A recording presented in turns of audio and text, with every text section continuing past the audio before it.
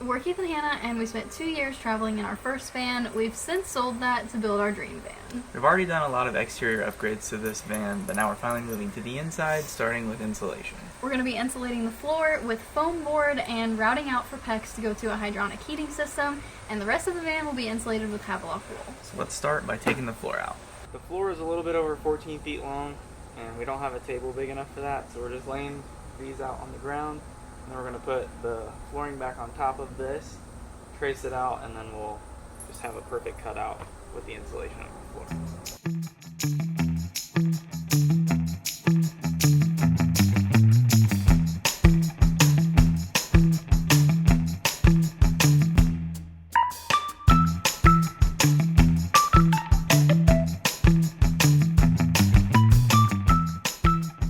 Alright, so now that the floor is cleaned, we're just going to cut these out and put them in like Hannah said. We're doing pieces of wood between each piece of foam. That way we can glue this down to the metal, and then when we put the floor back on top of it, we can have something to screw into, so that way the floor can stay level and not like bow or anything like that. And it'll have something, because the foam will compress, so this will have something that's firm in between each one. So we're just going to start at the back and then work our way to the front.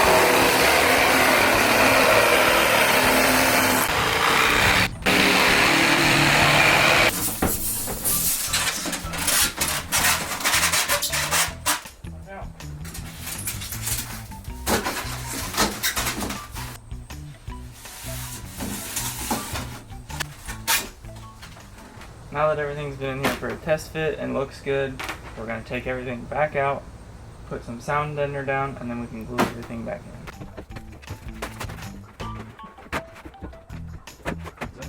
We're going to glue all of these down using Gorilla Glue construction adhesive, and then we'll put the subfloor in just for tonight to weigh everything down, and then we'll route out the PEX stuff tomorrow.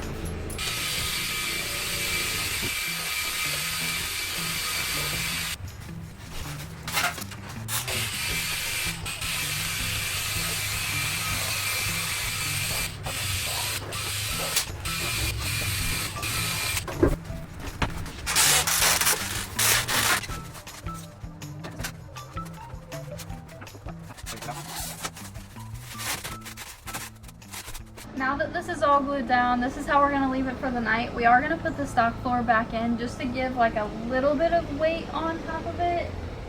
Not sure how much that will really do, but it can't hurt.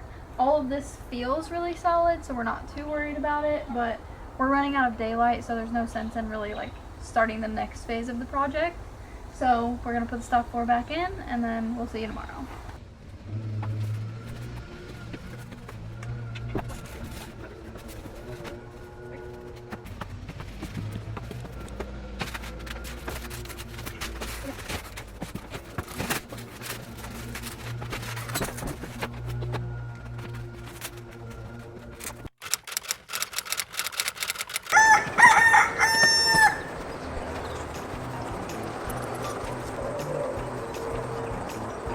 Our first priority today is to route out the insulation for PEX, which is going to go to our radiant floor and our hydronic heating system. If you don't want to do it this way, they do sell a flooring kit for this that's already routed out, insulated and everything, but it's $4,000, and we decided we wanted to allocate those funds for something else. So we're going to map this out first, and then we'll cut it out using the router. Okay, so since we're DIYing this, we have to come up with basically the most creative solution to get as straight of a line with the router as possible so that these fit in there fairly effortlessly. So the wing on this is 2.5 inches, which is the same as this board. So we're gonna create a line here, all the way down, and then at the ends, we will round them and connect them once we get these, like this part actually done. But then theoretically, this will sit right down in here. And we wanna be kind of on the outside of the water tank, at least have like a little bit of room in between it. So we're gonna cut it here. It'll run all the way down, and then we're gonna move this over, measuring from one side, or well, really measuring from both sides to the middle. We just need to mark all of our lines and get it exactly how we want it before we start cutting. This is going to be a very messy process, but honestly, we did look, and the floor is, after taxes, $4,000, so this is saving a lot of money to do it this way, and it's pretty much just as effective.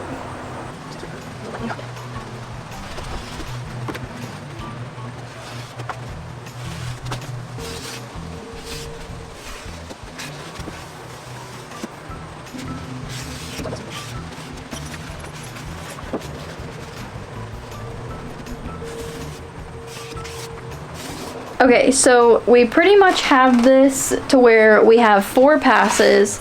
So 2, 1 next to each water tank, and then 2 straight down the middle.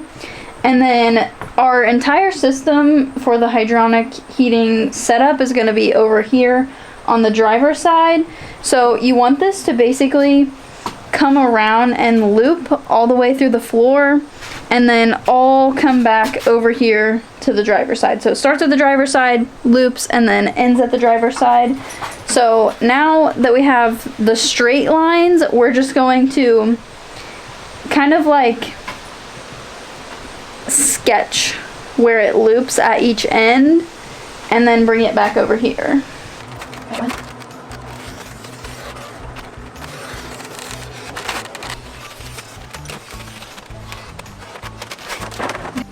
And this is what the whole floor looks like.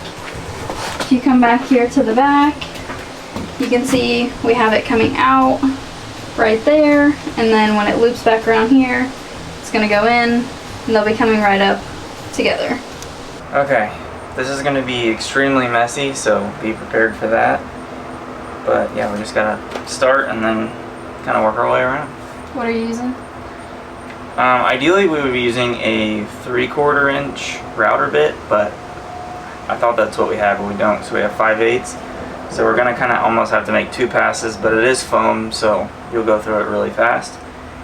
So we'll just kind of follow one line and then come back around. That's why we measured over 3/4 for this whole thing, so we know where we need to stop on each side.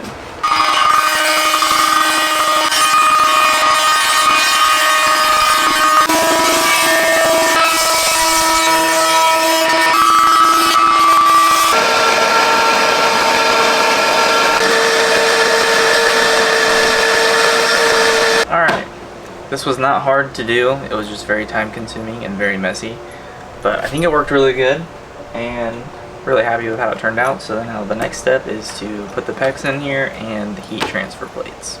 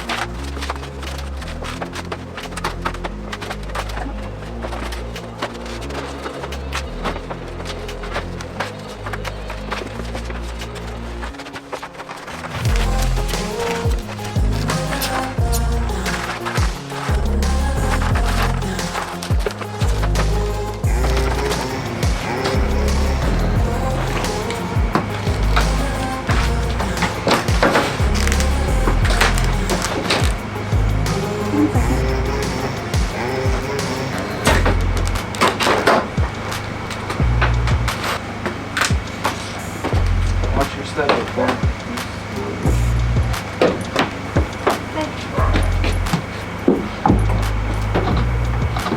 Is that good? We are back this morning to insulate the rest of the van. As you can tell, we're going to be using Havelock Wool. We've used them in 2 van builds so far and cannot recommend it enough. Our van is going to be done in 2 stages. Today the main priority is going to be getting the walls and the headliner done, and then tomorrow we'll be doing the ceiling, which will finish it out.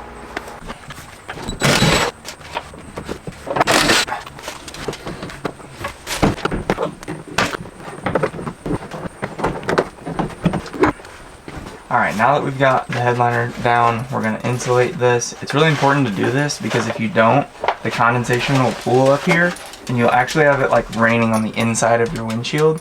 So you definitely don't want to do that. If you are curious how to take this down, we'll link a video below that's super helpful. It tells you like all the little details of how to do it on a 2024. So yeah, we're just going to lay some bats of insulation up here and then we'll push it back up, and then we can still stuff a little bit more on the sides once we get it back up.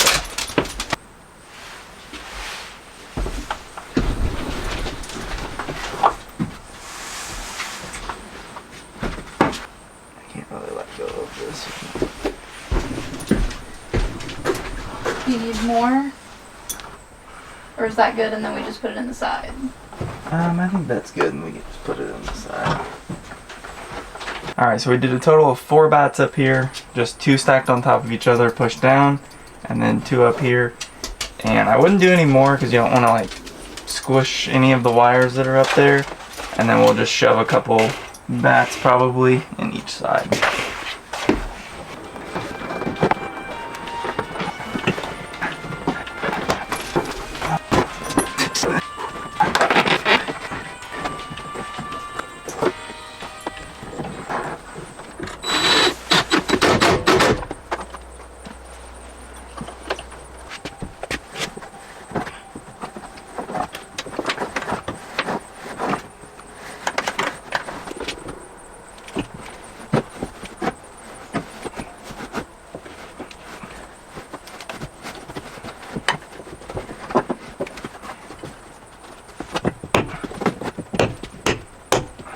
And now we're on to the walls.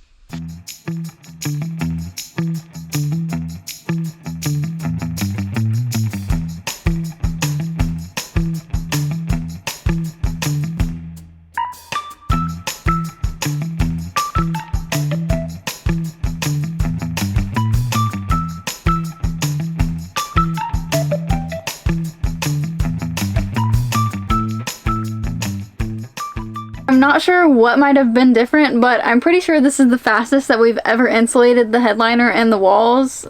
It's probably because we've done it a few times now. Probably. So we might actually get to the ceiling today, which is exciting, but before we do that, we gotta have some lunch. And this is what it looks like. Okay, so we're ready to insulate the ceiling, and if you've seen any of our past van builds, you've seen how we insulate the ceiling. We take this string and we start at one side and zigzag it back and forth to hold the insulation up.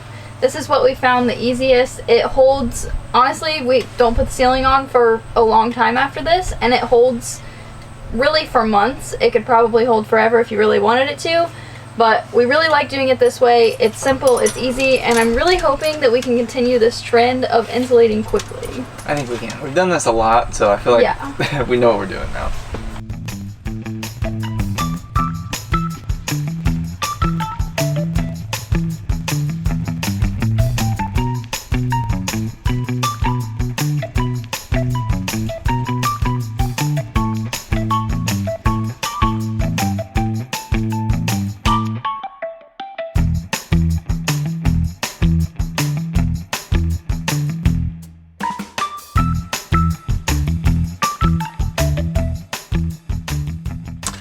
Alright, and now the ceiling's done. That went much faster than I think what we've ever done. It only took us like an hour and a half. And it looks really good, and like we said before, this just is great because the ceiling's not going to go up for a while, and this isn't going anywhere, so There are a few more places in the van that need insulated, but we're going to have to leave it like this for now until we get some more things built. But before we end this video, we wanted to talk about why we like using Havelock Wool and how it compares to 3M to insulate. The first thing is R value. Everything that you see in this van is doubled up, which means it has an R value of 14, which is slightly better than when you double up the Insulate. So we really like that. And then also it's hydrophobic, so we don't ever worry about moisture, mold, mildew, or anything like that. And in our last van, after we had lived in it for 2 years, we did take part of the wall off, and when we took it off, you could tell that this looked brand new, like we had just put it in. So that tells us that this is a really good insulation.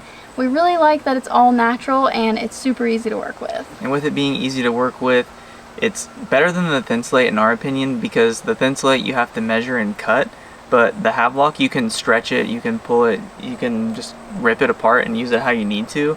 And that's really convenient. You also don't have to use any adhesive, which is really nice, so you don't have any off-gassing from that. And it only took us 3.5 hours to insulate the whole van, which I think if you were cutting Thinsulate, it would probably take you that long just Easily. to do that part of it, let alone install it. So that's another reason why this is just easier to work with. And honestly, just overall, we can't recommend it enough. It's been great. We've used it in 3 vans now, and I don't think we'll do anything different. So. And if you're torn between the two, we can say that if you want to use Thinsulate on all of the bigger cavities, that's fine.